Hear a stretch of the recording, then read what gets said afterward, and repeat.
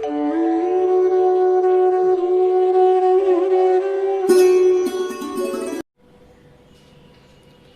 कैसे हैं आप लोग?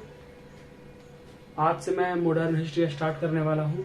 इससे पहले मैं मेडिवल हिस्ट्री और एशियंट हिस्ट्री भी साथ साथ पढ़ा रहा हूँ और साथ ही मैं संविधान भी पढ़ा रहा हूँ।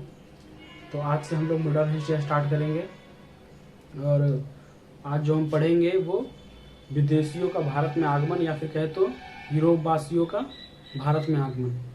ठीक है। एक्चुअली उस टाइम पे 3 ही रास्ते थे जिससे व्यापार होते थे। एक था मध्य एशिया का जो ऑक्सस नदी है उससे होता हुआ कैस्पियन सागर और लाल सागर तक जाता था, और दूसरा जो रास्ता है वो सीरिया होता हुआ भूमध्य सागर तक। ठीक है। और तीसरा जो है वो हिंद महासागर और लाल सागर से होता हुआ मिस्र तक जाता था। यही सारे जितने भी हैं समुद्री मार्ग, इसी से व्यापार होते थे। तो जब ये व्यापार होते थे और जब यूरोप के लोग ये सारी बातें सुनते थे तो उनको भी लालच आता था, पैसे का लालच, पैसे का चक्कर बाबू भैया, पैसे का चक्कर। आपने वो मूवी तो देखी होगी, तो छोड़िए हटाइए सब। तो फिर उनको पता था कि बहुत सारे यहाँ पे संपत्ति है भारत में। यूरोप वासियों को लगता था जब उनकी प्रॉफिट देखते थे या फिर जो वो यहाँ से पैसे लेके जाते थे, धन लेके जाते थे। तो फिर एक नाविक थे बार्थोलोम्यू दियाज। पहले उन्होंने 1487 ईस्वी में मार्गों की मतलब खोज, उस टाइम स्टार्ट हो गया था मार्गों की खोज करना ये वगैरह। तो एक थे नाविक बार्थोलोम्यू दियाज, वो यूरोप से सीधा ऐसे होते हुए कहाँ पहुंच गए? दक्षिण अफ्रीका पहुंच गए। और शायद उनको लगा हुआ कि यही इंडिया है, पर ऐसा था नहीं। तो कितने में? 1487 ईस्वी में। तो उसका नाम क्या पड़ा? Cape of Good Hope. किसने खोजा था? Bartholomew Dias. कहाँ पहुंच गए थे वो? दक्षिण अफ्रीका में। इसका नाम क्या पड़ा? Cape of Good Hope. और उसी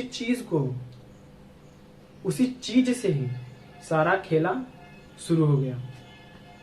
ठीक है। तो फिर उसके बाद ही काफी वर्षों बाद 1498 ईस्वी में पुर्तगाल से फिर एक नाविक आया और वो कहाँ आके पहुंच गया? कोचीन के जो कलिकट है जब बंदरगाह, वहां पहुंचा वो। और वहां के शासक कौन थे? जमूरियन थे, जमूरियन। तो वहां पहुंचा, फिर उन्होंने उनसे परमिशन ली, उनको काफी सारे तोहफे भी दिए। और उनका नाम क्या था? Vasco da Gama. वास्को डिगामा नाम था उनका। तो वहां पहुंचे कलिकट पे और जमूरियन से उन्होंने अनुमति ली कि हाँ हम यहाँ पे व्यापार करना चाहते हैं, और उनसे काफी रिक्वेस्ट की।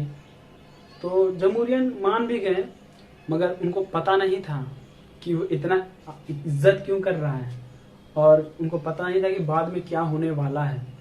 तो आप भी अपने दोस्त में देखते होंगे कि अगर किसी दोस्त को आपसे काम निकलवाना है तो कितनी इज्जत से बात करेगा। अरे यार तुम हो, तुम ही तो हो, तुम ही तो मेरे बेस्ट फ्रेंड हो। ये सारी चीजें होती रहती है। चलिए शुरू करते हैं। तो कब आया था वो? 27 मई 1498 को वास्को डी गामा आया भारत। ठीक है। फिर कलिकट के राजा कौन थे? जमूरी। उन्होंने स्वागत भी किया और उसने क्या बोली, व्यापार करने की मांग भी की, रिक्वेस्ट भी की।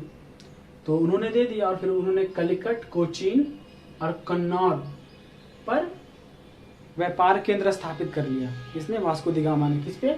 कलिकट, कोचीन और कन्नौर पे कर लिया व्यापार, मतलब केंद्र स्थापित कर लिया कि यहीं से अब व्यापार करेगा इंसान।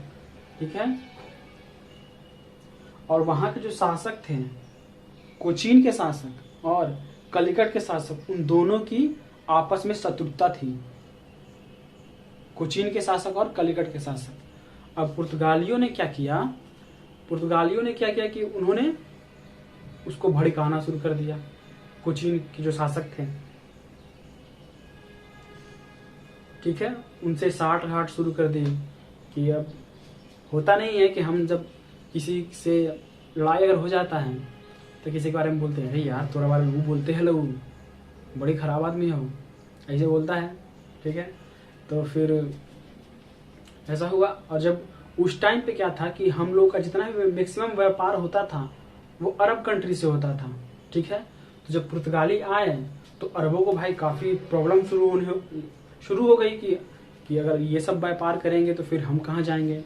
लेकिन फिर भी उन्होंने विरोध भी किया अरब वासियों ने, क्योंकि उस टाइम पे हम लोगों का व्यापार अरब से ज़्यादा ही होता था, तो उन्होंने विरोध किया। लेकिन फिर भी पुर्तगालियों ने कोचीन, कन्नौज और कलिकट पर क्या किया, अपना केंद्र स्थापित कर लिया।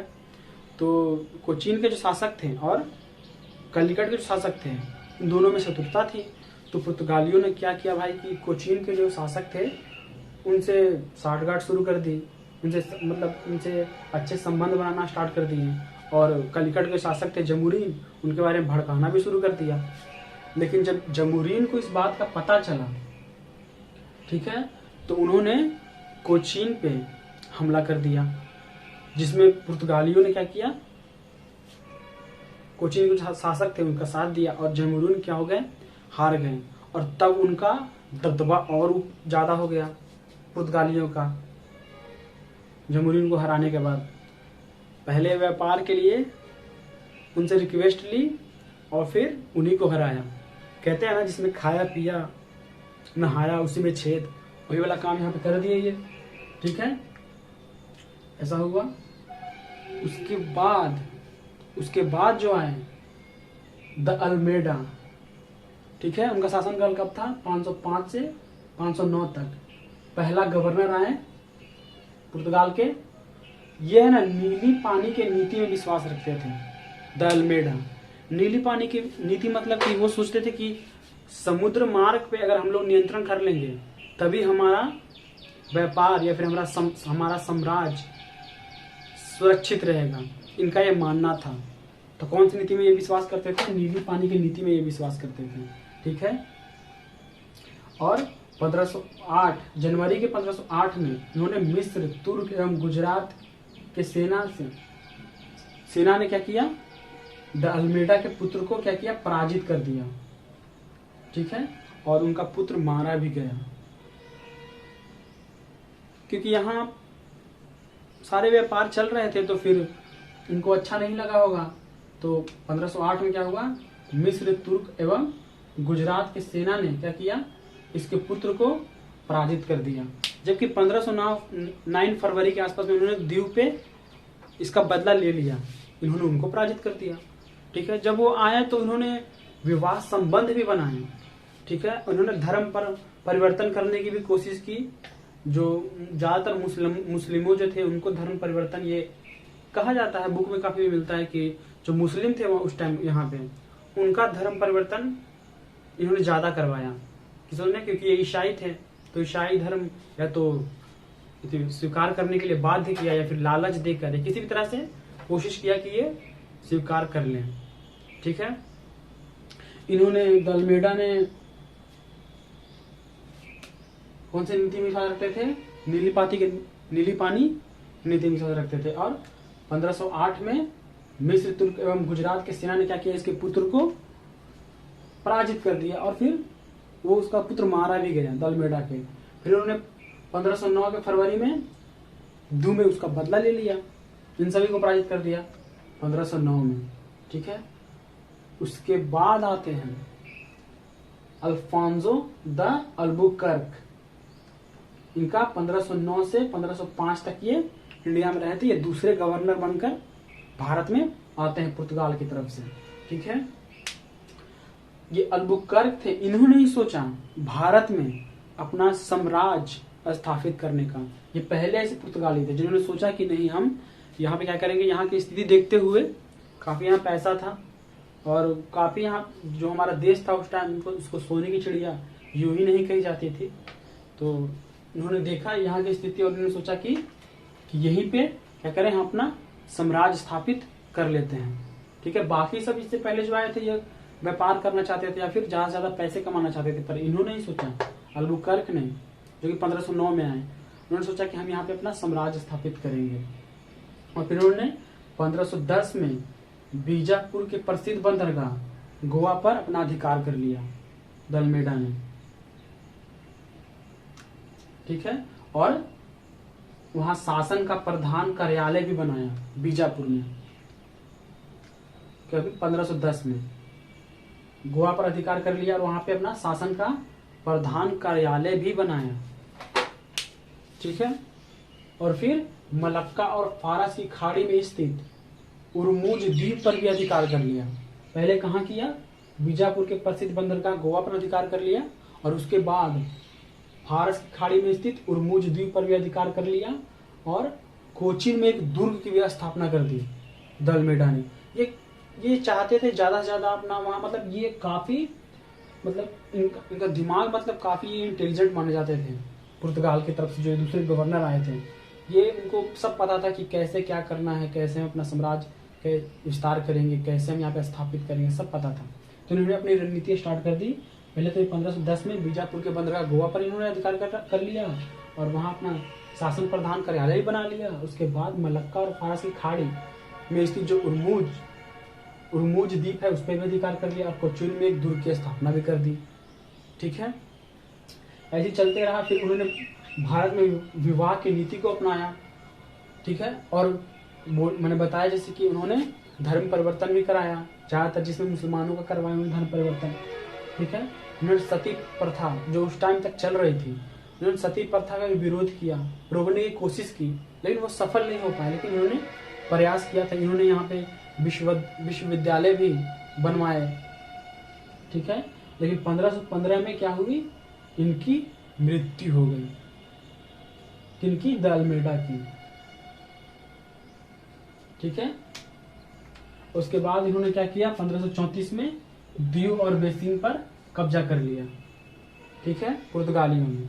उसके बाद जो उनकी मृत्यु के बाद, ठीक है, और फिर जस्ट उसके 4 साल बाद 1538 में दमन पर भी अधिकार कर लिया पुर्तगालियों ने। जो कि जानते हैं दमन और दीव पुर्तगालियों का वो आजादी तक वो वहां पे रह रहे थे पुर्तगाली। ठीक है, ईसाई धर्म से बिलोंग करते हैं। ठीक है, इन्होंने फिर 1538 में क्या किया? गोवा में एक कोठी खोलने की अनुमति भी ले ली। ये सारी चीजें हो रही थी। इनका जो व्यापार केंद्र था या जो इनका जो इन्होंने व्यापार की नीति अपनाई थी, जो कि अल्मेडा ने जो बताया था कि हम लोग समुद्र पे अगर जितना ज्यादा समुद्र पे अधिकार कर लेंगे तो हमारा राज्य सुरक्षित रहेगा। ठीक है, तो समुद्री के जो किनारे किनारे एरिया होते हैं, इन्होंने उन सबको ही अपना व्यापार केंद्र बनाया। यहाँ तक इन्होंने श्रीलंका के अधिकतर भाग पर भी अधिकार कर लिया था पुर्तगालियों ने। और फिर क्या हुआ? पुर्तगालियों की पतन की स्थितियां स्टार्ट हो गई, क्योंकि जब अल्बुकर्क की मृत्यु हुई 1515 में, ठीक है, तो उसके बाद जो आए पुर्तगाली वो उतने कुशल नहीं थे। ठीक है, तो उन्होंने क्या किया कि वो आए और वो उनका मकसद क्या था? उनका मकसद साम्राज्य विस्तार करना या फिर केंद्र स्थापित करना या फिर व्यापार की नीति अपनाना नहीं था। वो ज्यादा से ज्यादा पैसे कमाना चाहते थे। ठीक है, और वो जो इंडिया के जो रह रहे थे उस टाइम पे, इंडिया के जो निवासी थे, जो भारतीय थे, इनसे बहुत क्रूर तरीके से बिहेव करते थे, बहुत गंदा बर्ताव करते थे। तो फिर क्या हुआ? इनकी पतन की स्थिति स्टार्ट हो गई। पतन की स्थिति स्टार्ट कैसे हुई? तो 1580 में स्पेन के राजा ने पुर्तगाल को अपने राज्य में ला लिया। ठीक है, फिर जस्ट 1605 में डचों ने एनवोइना पर अधिकार कर लिया, जो पुर्तगालों के अधीन था। फिर जस्ट 1620 ईस्वी में ईरान ने उरमुज पर अधिकार कर लिया, जो कि फारस की खाड़ी में जो स्थित है उस उरमुज पर अधिकार कर लिया। मलक्का और फारस की खाड़ी में जो स्थित है उरमुज द्वीप, उस पर किसने अधिकार कर लिया? ईरान ने कर लिया। फिर जस्ट 1640 में डचों ने मलक्का प्रदेश भी ले लिया। ठीक है, फिर मराठा ने सालसेट और बेसिन पर भी अधिकार कर लिया। मतलब इनके काफी सारे जिस जगह इनके व्यापार केंद्र थे, इन सब पर पहले स्पेन के राजा ने, फिर डचों ने, फिर ईरान ने, और फिर ऐसे ऐसे धीरे धीरे इनके जिस पर इनका अधिकार था, व्यापार केंद्र था, वो सारे इनसे छूटते चले गए। ठीक है, और मराठा ने फिर क्या किया? सालसेट और बेसिन पर भी अधिकार कर लिया।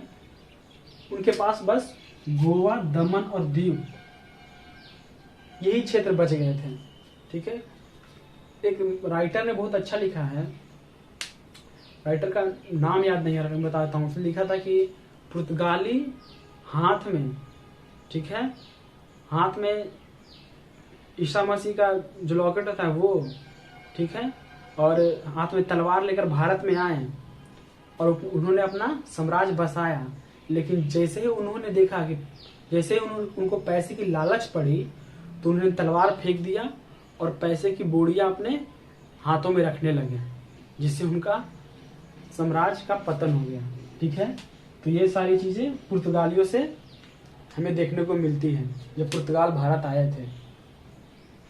ठीक है, धीरे धीरे हम लोग करके अंग्रेजों के बारे में पढ़ेंगे और डचों के बारे में पढ़ेंगे, फ्रांसीसी के बारे में पढ़ेंगे, लेकिन आज के लिए बस पुर्तगाल ही। तो मिलते हैं अगली बार। जय हिंद।